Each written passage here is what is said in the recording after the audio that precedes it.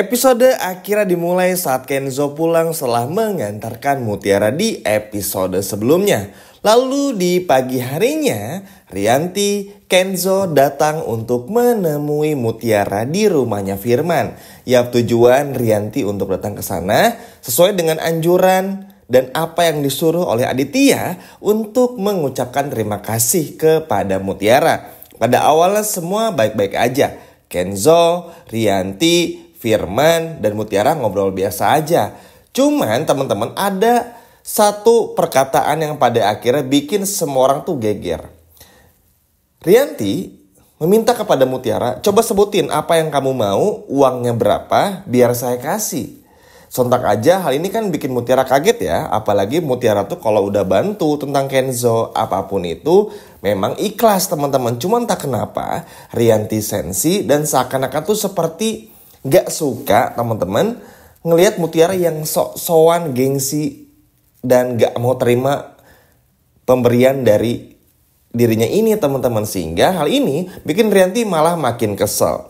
Ya mungkin bagi Rianti kan ini apaan sih Mutiara, ketimbang ngomong doang berapa harganya aja gak mau. Tapi kan bagi Mutiara semua tuh gak melulu soal uang teman-teman. Lihat aja di episode sebelumnya, menyelamatkan seorang bapak-bapak, ternyata bapak-bapak tersebut bisa memberikan investasi kepada perusahaan Kenzo dan Aditya karena kebaikannya Mutiara. Itu aja udah menjadi bukti kalau orang tulus, benar-benar tulus baik nih, ada aja jalan untuk ngebantunya. Dan terbukti di Mutiara juga. Nggak terima nih teman-teman. Dan tahu yang lebih parahnya apa? Si Firman sampai marah besar. Ketika Kenzo dan Rianti pulang, Firman langsung memarahi Mutiara. Maksud kamu nih apa sih? Kok nggak diterima uangnya? Bodoh banget, bego banget, padahal itu bisa dapetin uang banyak. Tapi kamu malah memilih untuk gak melakukan hal itu. Sontak saja hal ini bikin Mutiara shock, kaget dan juga panik. Untuk kali pertama, Mutiara mendapatkan perlakuan kurang mengenakan dari ayah kandungnya yang katanya ayah kandung ini. Yap, ini sih udah Mimin sampaikan juga di video-video sebelumnya 3 hari ke belakang lah. Kalau Mutiara bakal menemukan sifat asli dari Firman itu sendiri, yang mana pada akhirnya bakal membuat Mutiara pun juga kecewa dan bahkan nyesel udah keluar dari rumahnya Kenzo. Tapi balik lagi, pada momen ini, pada kesempatan kali ini, Mutiara nggak bisa disalahin ya teman-teman. Karena memang Mutiara tuh nggak tahu apa-apa, polos dan pure ditipu sama nenek sihir yang bernama Sandra. Yuk kita lanjut lagi. Nah, karena si Firman masih marah-marah perkara uang Mutiara yang gak mau dibayar sepeser pun karena udah bantu Kenzo dan dapetin klien baru, ternyata permasalahan ini terus berlanjut. Firman jadi ngambek nih teman-teman ceritanya.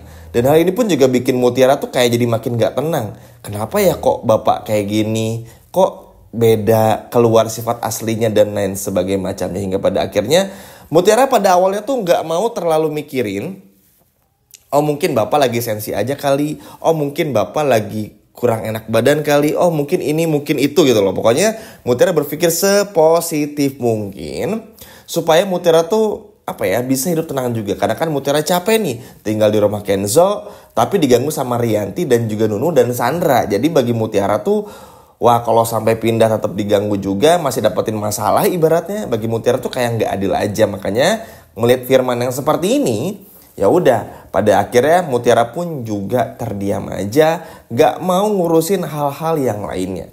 Yang terpenting bagi Mutiara berbakti kepada orang tuanya dan semoga Pak Firman bisa baik lagi. Bayangin teman-teman, udah diperlakukan buruk aja, dibentak, dimarahin, bahkan disebut bodoh, bego gara-gara gak mau ngeuangin pemberian uang yang seharusnya bisa didapetin dari Rianti.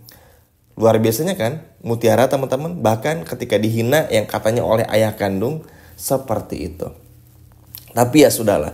Singkat cerita ketika Kenzo pada akhirnya pulang teman-teman bersama dengan Rianti, Kenzo di tengah jalan melihat Firman yang pergi ke suatu tempat. Di sini Kenzo mulai untuk mencoba untuk mencari kemana arah pergi dari si Firman ini menggunakan sepeda motor, sepertinya menggunakan ojol.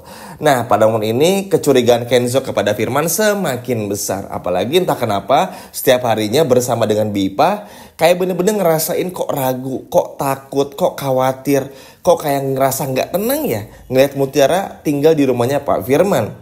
Dan tentu aja teman-teman, ini bakal kejadian banget, hal-hal yang luar biasa bakal terjadi di episode sore ini. Dan pada akhirnya bikin Kenzo dan semua orang geleng-geleng kepala. Nah, ketika Kenzo bertanya sana sini tentang siapa Firman dan lain sebagainya macamnya, Kenzo sebetulnya dapat clue dari seorang satpam dan seseorang lagi. Cuman mungkin karena informasinya belum lengkap, Kenzo merasa kayaknya terus cari dulu aja sambil memantau situasi Mutiara, dan semoga Mutiara tuh bisa baik-baik aja. Karena kan Kenzo takut ya teman-teman kalau terjadi sesuatu kepada Mutiara, sehingga bagi Kenzo daripada langsung ngomong sama Mutiara, nanti Mutiaranya mikir yang aneh-aneh kan.